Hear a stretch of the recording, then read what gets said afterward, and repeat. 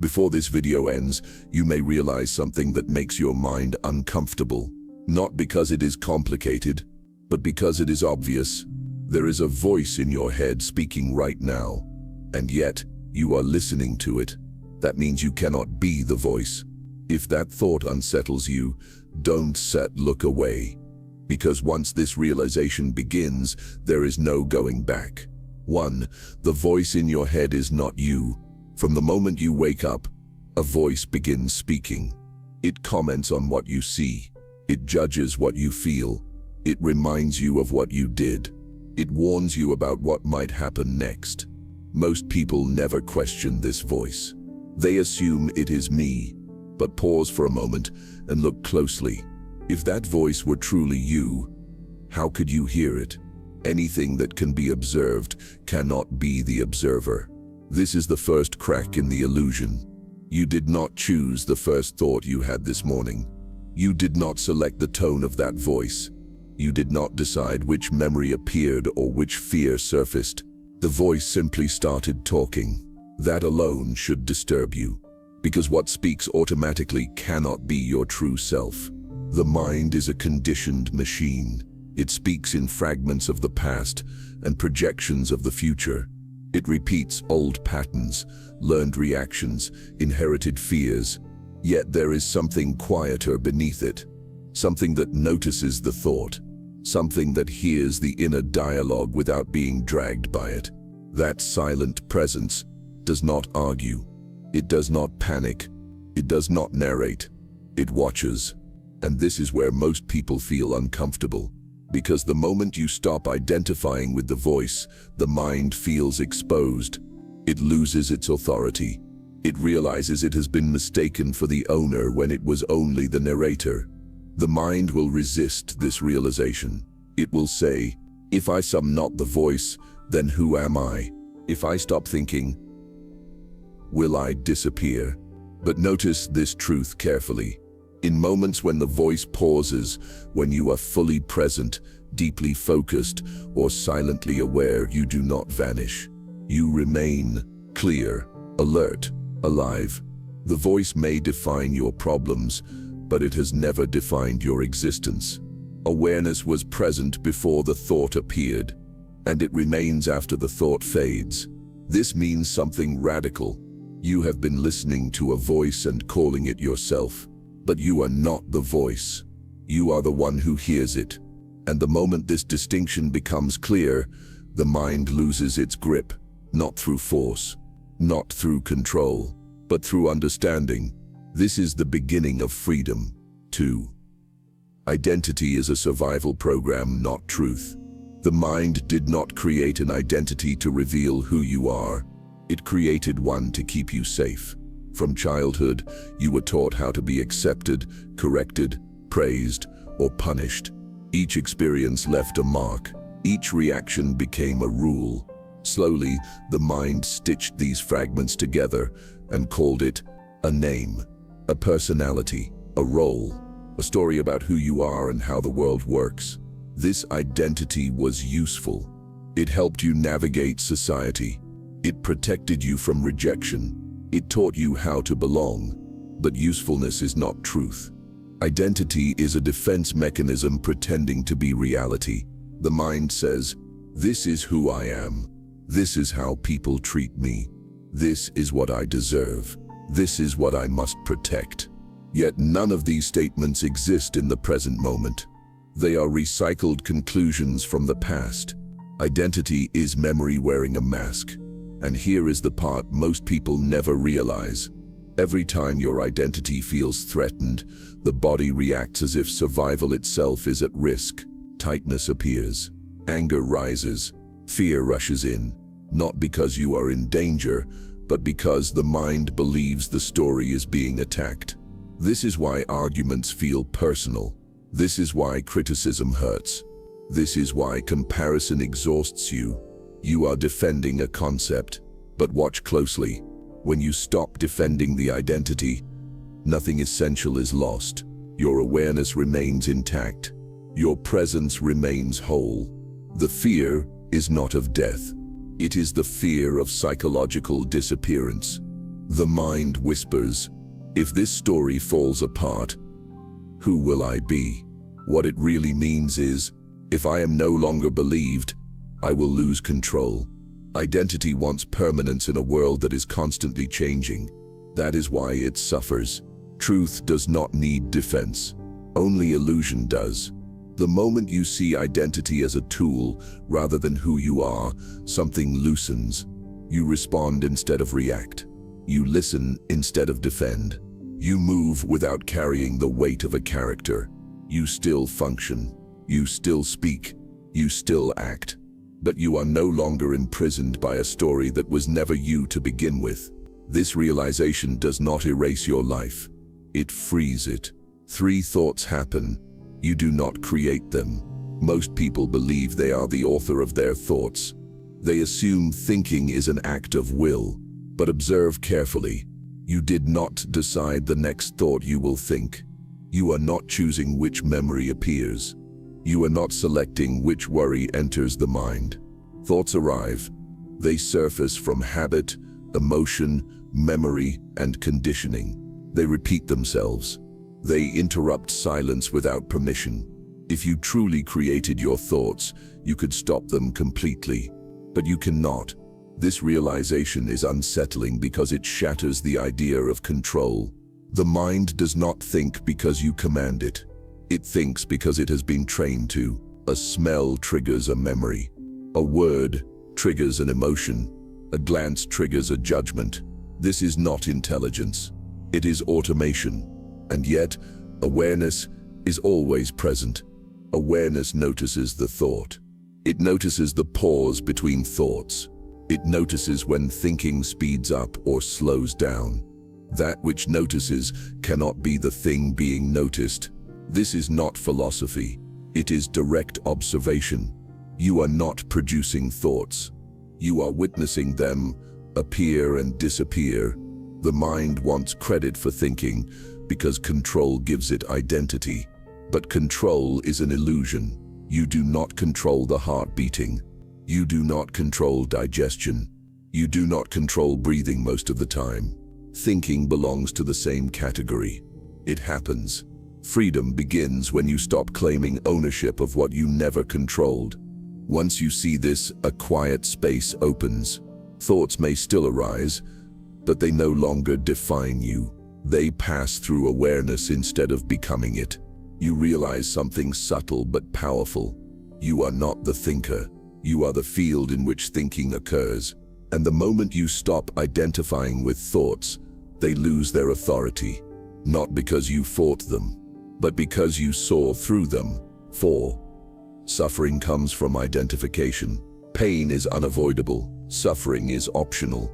This sounds simple until you look closely at your own experience. Pain is what happens in the body or in circumstances. Loss, illness, disappointment, failure. But suffering is what the mind adds on top of it. The story, the resistance, the inner argument that says, this shouldn't be happening. This is unfair. Why me? The moment pain is given a personal identity, suffering begins. Notice this carefully. 2 people can experience the same pain. One collapses under it. The other remains steady. The difference is not strength. It is identification. When the mind says this is happening to me, it creates a psychological center that must be defended. That center is fragile, and it feels constantly under attack. But look again. Before the story appears, there is only sensation, tightness, heat, pressure, sadness. These are experiences, not identities. Suffering begins when awareness fuses with the narrative. The mind wants pain to mean something about you. That means I am weak. That means I failed. That means I shall never recover. But these are thoughts, not truths. When awareness steps back, pain is allowed to be exactly what it is without commentary. This does not remove pain. It removes the inner war. Resistance is what exhausts you, not the pain itself. When you stop arguing with reality, energy returns, clarity returns. You respond instead of react. This is why stillness feels healing, not because it changes the situation, but because it breaks identification. Pain is an experience. You are not the experience. Once this is seen, suffering loses its power. Not instantly, not permanently, but enough to free you from being consumed by it. 5. The mind feeds on attention. The mind does not survive on intelligence. It survives on attention.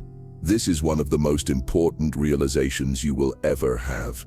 Every time you replay a conversation, argue internally, imagine outcomes, regret the past, or worry about the future, you are feeding the mind energy. Not because the thought is true, but because attention gives it life. The mind does not care whether the thought is positive or negative. It only cares that you are listening. This is why anxiety feels endless. This is why overthinking grows stronger the more you try to stop it. This is why distraction offers temporary relief, but never freedom. Attention is fuel. When you give the mind your full attention, it multiplies. When attention is withdrawn, the mind weakens. Notice something subtle. The moment you become deeply present, fully absorbed in what you are doing, or quietly aware without commentary, the mind goes silent on its own. Not because you forced it, but because it was no longer being fed. Silence is not something you create. Silence is what remains when attention is no longer hijacked. The mind fears this more than anything, because without attention, it cannot maintain the illusion of control. That is why the mind constantly tries to pull you into drama, into judgment, into planning, into mental noise. Even suffering becomes a strategy. The mind would rather keep you miserable than quiet, because misery still guarantees attention. This is why people cling to problems they claim to want solved. This is why some identities are built around pain. This is why letting go feels like loss. The mind equates attention with existence, but awareness does not. Awareness exists without effort, without noise, without commentary. The moment you stop feeding the mind, you begin to notice something powerful. Thoughts still appear, but they do not hook you. They arise, move, and dissolve without pulling you inside. This is not suppression. This is non-participation. And here is the key distinction. You do not stop thoughts by fighting them. You stop strengthening them by refusing to engage. Fighting is still attention. Arguing is still attention. Analyzing is still attention. Watching without involvement starves the illusion. At first, this feels uncomfortable. The mind will protest. It will create louder thoughts. It will generate urgency. This is not failure. This is withdrawal. Like any addiction, the mind reacts when its supply is cut. But if you remain still, if you stay as awareness without chasing or resisting, the storm passes, and something else emerges. Clarity, spaciousness, a sense of being grounded without effort. You realize that peace was never missing. It was simply buried under constant mental consumption. Attention is your power. Where you place it determines whether you live trapped in thought or free within awareness. And the moment you see this, you stop being controlled, not by force, but by choice. 6. Awareness has no fear. Fear does not belong to awareness. It belongs to the mind. This distinction is subtle, but once seen, it changes everything. Fear always has a direction. It points somewhere else, toward the future, toward what might happen, toward what could be lost. Awareness, however, is always here. It does not project. It does not anticipate.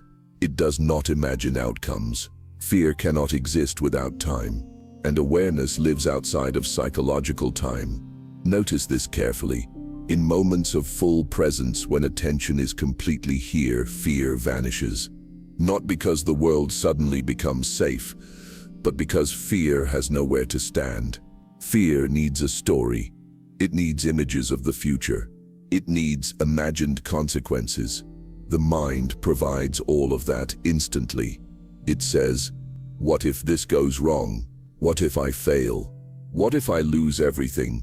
What if I am not enough? But look closely. At the exact moment you hear those thoughts, awareness is already present, watching, listening, not afraid. Fear is something awareness perceives, not something it experiences. This is why fear feels so convincing when you identify with the mind. The mind says, "I am afraid," and you believe it. You fuse with the sensation. You become the story. But the moment you step back even slightly and observe fear instead of becoming it, something shifts. Fear loses its authority. It still appears. The body may still react. The heart may still race. But you are no longer inside it. This is the difference between panic and presence. The mind interprets physical sensations as danger. Tightness becomes threat. Uncertainty becomes catastrophe. But awareness simply notices sensation. It does not label it as good or bad. It does not resist it. It does not demand it stop. Resistance feeds fear. Observation dissolves it. This is why trying to get rid of fear never works. The attempt itself comes from fear. The mind wants certainty. It wants guarantees. It wants control over outcomes. Awareness needs none of this. It is already complete. When you rest as awareness, fear becomes a passing experience instead of a governing force. You begin to see that fear is not warning you about reality. It is reacting to imagined futures that may never happen. And even if something difficult does happen, awareness will still be here, capable, present, intact. This realization changes how you move through life. You stop making decisions based purely on fear. You stop shrinking yourself to avoid imagined pain. You stop postponing life for a future moment of safety that never arrives. Courage does not come from eliminating fear. It comes from not being ruled by it. Awareness does not need to be brave. It is simply unmoved. The mind fears loss because it believes it can disappear. Awareness knows it cannot. That is why fear dissolves when identification ends. You are not the fear. You are the space in which fear appears. And once this is seen clearly, fear loses its grip. Not forever, not perfectly, but enough to free you. 7. You are watching a character, not living as one. Most people believe they are living their lives, but what they are actually doing is performing a character. This character has a name, a history, preferences, fears, opinions, and wounds. It reacts automatically. It defends itself. It seeks approval and avoids rejection. And because the character feels personal, it feels real. But look closely. Every role you play changes depending on where you are and who you are with. You speak differently. You behave differently. You emphasize different parts of yourself. If you were truly the character, it would be consistent. But it isn't set. The character is adaptive. It adjusts to situations like a mask that shifts shape. This does not mean the character is fake in a moral sense.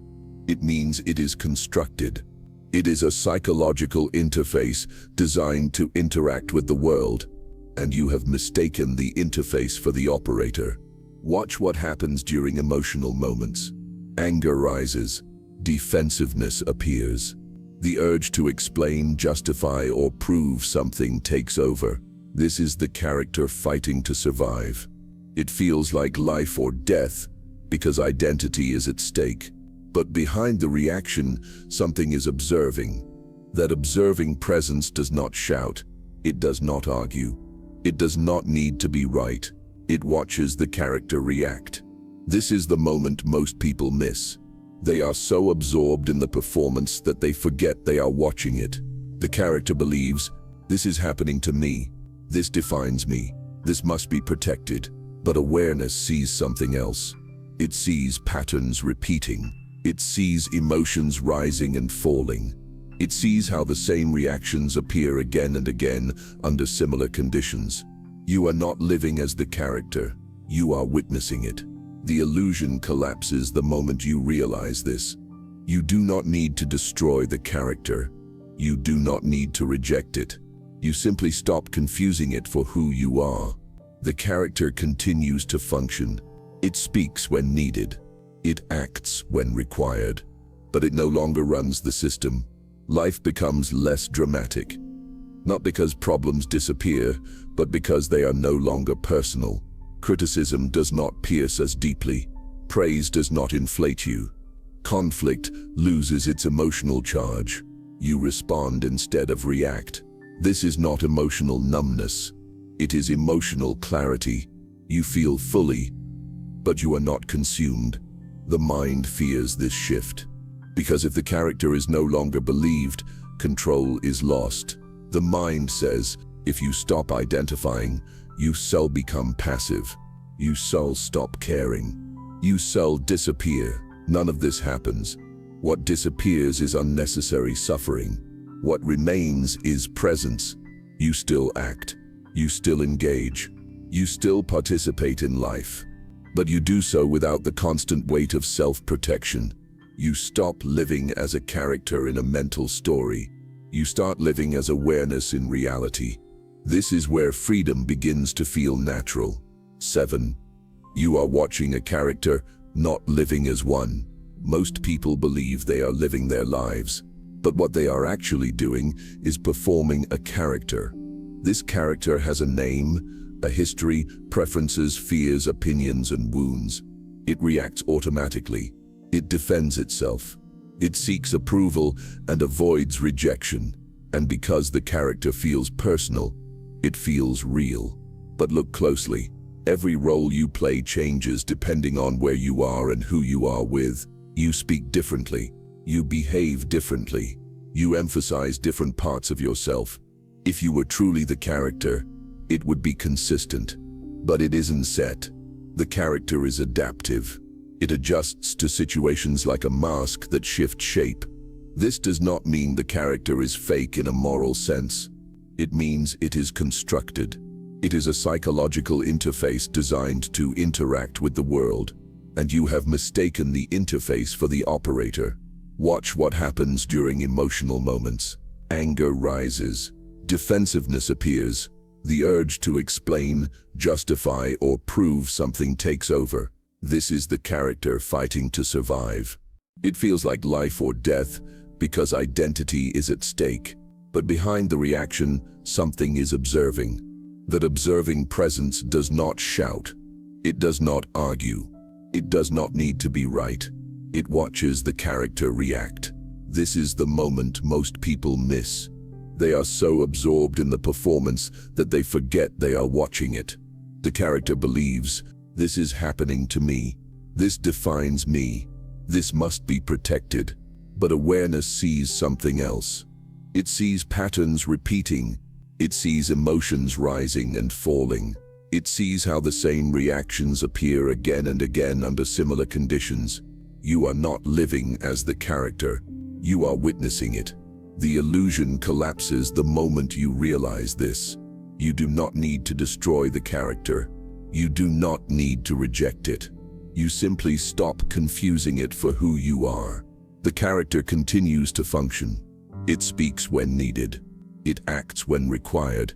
But it no longer runs the system. Life becomes less dramatic, not because problems disappear, but because they are no longer personal.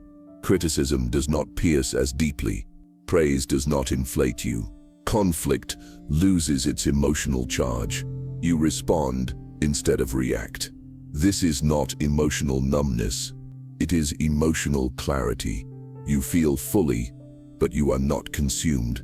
The mind fears this shift, because if the character is no longer believed, control is lost. The mind says, if you stop identifying, you shall become passive. You shall stop caring. You shall disappear. None of this happens. What disappears is unnecessary suffering. What remains is presence. You still act. You still engage. You still participate in life. But you do so without the constant weight of self-protection. You stop living as a character in a mental story. You start living as awareness in reality. This is where freedom begins to feel natural. 8. The ego is not evil. It is insecure. Most people believe the ego is the enemy. They try to fight it, suppress it, destroy it. But this struggle only strengthens it. Because the ego is not evil. It is insecure. The ego was formed the moment the mind learned to separate. The moment it said, "This is me, and that is not." From that moment on, it began protecting an image. The ego is not a thing. It is a process. A constant effort to maintain a sense of self in a world that is always changing. This is why it seeks validation, why it fears judgment, why it craves recognition. The ego believes its survival depends on being seen, valued, and confirmed. When it feels threatened, it reacts instantly. Defensiveness, justification, comparison, blame. These are not signs of strength. They are signs of fear. The ego is terrified of disappearing, not physically, but psychologically. It believes that without identity, there will be nothing left. But this belief is based on misunderstanding. When awareness observes the ego relaxes, because it no longer has to fight for control. Fighting the ego creates resistance. Resistance gives it energy. Observation dissolves it. This is why humility feels peaceful, not because you are lesser, but because you are no longer defending an image. The ego wants permanence. It wants certainty. It wants to be right. But life offers none of this. So the ego struggles. It builds stories to feel stable. It clings to labels. It attaches itself to roles, achievements, beliefs, and wounds. All of this is an attempt to feel real. But awareness does not need proof. It does not need to be admired. It does not need to be defended. It does not fear being wrong. It simply is. When you see the ego clearly, compassion arises. You stop hating it. You stop trying to eliminate it. You understand that it was built to protect you when you did not know who you were. It did its job. Now it can rest. This does not mean the ego disappears. It means it no longer dominates. You can use it when needed and release it when not. You speak without posturing. You act without seeking validation. You listen without preparing a defense. This is not weakness. This is inner stability. The ego loses power not when it is attacked, but when it is understood. And the moment it is no longer mistaken for who you are, it stops controlling your life. 9. Stillness reveals the real you. Most people believe stillness is something they must achieve. They think it requires effort, discipline, control, practice. But stillness is not created. It is revealed. Stillness appears naturally when the mind stops interfering. Think about this carefully. In moments when thinking slows, when you are fully present, deeply attentive, or simply resting without mental commentary, you do not disappear. You remain clear, alert, aware. This alone exposes a powerful truth. If you were the mind, silence would feel like death. But silence feels like relief. The mind fears stillness because stillness exposes what remains without it. The mind believes it is the center. Stillness proves it is not. When the noise fades, awareness does not collapse. It expands. You notice subtle things. The texture of sound, the sensation of breathing, the quiet sense of being alive without explanation. This presence has no agenda, no direction, no narrative, and yet it feels deeply real. Stillness does not judge experience. It does not label it good or bad. It does not try to improve it. It allows. This is why stillness feels safe. Not because life becomes predictable, but because there is no inner resistance. The mind wants answers. Stillness offers clarity without answers. The mind wants certainty. Stillness offers stability without guarantees. The mind says, "Tell me who I am." Stillness says nothing, and somehow that silence is enough. Most people are uncomfortable with this at first. The absence of mental noise feels unfamiliar, even threatening. The mind will try to fill the space. It will generate thoughts, memories, concerns, plans, not because they are needed, but because silence exposes the illusion of control. But if you remain still, if you do not chase the next thought or resist the quiet, you begin to notice something extraordinary. You are present without effort. You are not trying to be aware. You are aware. This awareness is not personal. It does not belong to your story. It does not carry your past. It simply witnesses. And this witnessing is peaceful, not because nothing happens, but because nothing is resisted. Stillness is not withdrawal from life. It is intimacy with it. You hear more clearly. You see more accurately. You respond more wisely. Action becomes cleaner. Words become simpler. Decisions feel grounded. You are not driven by urgency or fear. You are guided by presence. The mind may return. Thoughts will arise again. Stillness does not mean permanent silence. It means you no longer lose yourself in noise. You know where home is now. And once you recognize stillness as your natural state, you stop searching for yourself in thoughts, identities, or achievements. You stop trying to become someone. You simply are. Freedom feels unfamiliar at first. When the illusion of identity begins to loosen, the mind reacts, not with relief, but with fear. This surprises most people. They assume freedom will feel like happiness, certainty, or excitement. But at first, freedom feels like disorientation. The mind says, something is wrong. I am losing myself. This feels empty. What the mind is really saying is, I no longer recognize myself.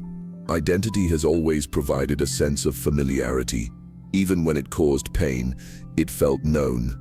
Freedom removes that reference point, and the mind interprets the absence of familiarity as danger. This is why people often retreat at this stage. They return to old patterns, old habits, old narratives, not because they are better, but because they are familiar. The mind prefers a known prison to an unknown openness. Freedom does not feel like gain at first. It feels like loss. Loss of certainty, loss of labels, loss of the internal voice that used to define everything. But look closely.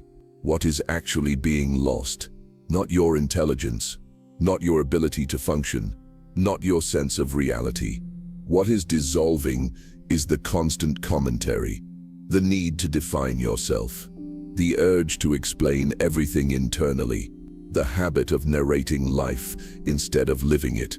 The mind confuses this with emptiness, but this emptiness is not absence. It is space, and space is uncomfortable to a mind addicted to content. This is why people chase stimulation, noise, busyness, drama, not because they enjoy it, but because stillness feels unfamiliar. Freedom feels quiet. It does not constantly reassure you. It does not provide mental entertainment. It simply allows life to be experienced directly. This is where trust begins to matter. Trust not in outcomes, not in certainty. Trust in awareness itself. When you stop clinging to identity, something surprising happens. You become more grounded, not less. More responsive, not passive. More present, not detached. The fear fades slowly as the mind realizes it is not disappearing. It is simply no longer in control. Freedom does not destroy the mind. It puts it in its proper place, a useful tool, not a master. At this stage, patience is essential. The urge to go back will appear, to overthink, to analyze, to recreate identity. This is not failure. This is habit. If you remain present through the discomfort, the unfamiliar begins to feel natural. Silence becomes familiar. Openness feels stable. Presence feels safe. Freedom stops feeling empty and starts feeling alive. Not exciting in a dramatic way, but real. And once freedom becomes familiar, the mind can no longer convince you to trade it for noise again. 11. You don't need to become anyone. The mind is always pointing forward. It says, one day I will be healed. One day I will be confident. One day I will finally be myself. This idea sounds hopeful, but hidden inside it is a subtle prison. The belief that you are not enough now. Most self-improvement is built on this assumption that something is missing, that you must upgrade, fix, or complete yourself. But look carefully. Who is it that feels incomplete? It is not awareness. Awareness is already whole. It is the identity, the mental image of who you think you are, that feels lacking. The mind creates an ideal future version of you and then uses it as a weapon against the present. You should be better. You should be calmer. You should be more successful. You should be more spiritual. This constant becoming keeps you chasing a horizon that never arrives. Because the moment one goal is reached, the mind creates another. Not because growth is bad, but because identity survives through dissatisfaction. If the mind ever fully accepted the present moment, it would lose control. So it postpones peace. The tragedy is that many people spend their entire lives preparing to live. They are always becoming, never being. But notice something profound. In moments of deep presence, the urge to improve disappears. Not because you have given up, but because nothing feels missing. Action may still happen. Learning may still happen. Change may still happen. But it no longer comes from self-rejection. It comes from clarity. You stop trying to escape who you are and start acting from where you are. This changes everything. Effort becomes lighter. Goals become cleaner. Failure loses its sting. You are no longer trying to prove your worth. You are expressing what is already here. The mind resists this idea fiercely. It says, if I stop becoming, I shall stagnate. If I accept myself, I shall stop growing. But acceptance does not kill growth. It removes desperation from it. Growth driven by lack is exhausting. Growth arising from awareness is natural. A tree does not try to become a tree. It grows because it is alive. You do not need to become someone else to be free. You need to stop believing you are unfinished. The search ends the moment you realize what you are looking for has never been absent. You don't arrive at yourself in the future. You recognize yourself now, and when this is seen clearly, striving relaxes. The inner pressure dissolves. Life stops feeling like a test you must pass. You stop becoming. You start being. 12. Once seen, the illusion never fully returns. There is a moment that changes everything. It is not loud. It is not emotional. It does not feel like victory. It feels ordinary. And yet, nothing is the same afterward. This moment happens when awareness recognizes itself, not as an idea, not as a belief, but as direct knowing. Before this moment, you lived inside thought. After this moment, you know you are aware of thought. This shift is subtle, but permanent. You may still get lost in thinking. You may still identify with emotions. You may still react, but something has changed at the root. You know that thoughts arise and pass. You know that identity is a construct. You know that awareness remains untouched. This knowing cannot be undone. It is not memory. It is recognition. Like realizing the sun does not disappear when clouds pass. The mind will try to reclaim authority. It will say, you set back to the old self. This didn't set last. You have lost it. But these are just thoughts trying to describe something they cannot control. Awareness does not disappear. Only attention shifts. And now, you notice the shift. Before, you were unconscious of being lost in thought. Now, even when you are lost, there is a quiet knowing in the background. This changes the relationship completely. Thoughts lose their absolute power. Emotions lose their final authority. Stories lose their grip. You still feel pain. You still face difficulty. But suffering no longer defines you. Life becomes less personal. Not cold, not distant, but spacious. You stop asking, "Why is this happening to me?" You start seeing what is happening, without adding a center. This does not make life perfect. It makes it honest. You no longer need to protect an image. You no longer need to constantly explain yourself internally. You no longer need to reach a final state. There is nowhere to arrive. The mind wants permanence. Awareness does not. Awareness is already here. This is why awakening does not look impressive from the outside. You still go to work. You still have conversations. You still make decisions. But something essential has dropped. The weight, the constant mental pressure, the need to be someone specific, the fear of losing an identity. You move through life lighter, not because you have answers, but because you no longer need them. The illusion does not disappear forever. It returns in moments of stress, fatigue, emotional intensity. But now when it returns, it is recognized. And recognition weakens illusion instantly. A thought can only trap you if it is believed. Now, belief is optional. This is why the illusion never fully returns. It can visit, it can speak, but it cannot rule. The final misunderstanding falls away here.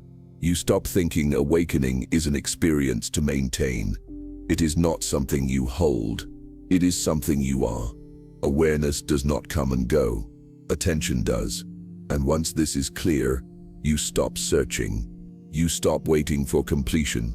You stop asking when you will finally be free. Freedom is no longer a destination. It is the ground you are standing on. Nothing dramatic happens at the end. No fireworks. No final revelation. Just a quiet certainty. You were never the mind. You were never the story. You were never the voice. You were always the awareness watching it all. And once this is seen, the game changes forever. If something inside you became quiet during this video, don't rush to fill it. That silence is not emptiness. It is recognition. Thoughts will return. The mind will try to reclaim control. But now you know the difference. You are not the voice. You are not the story. You are not the identity. You are the awareness watching it all. And once this is seen, the illusion may return, but it will never fully rule you again.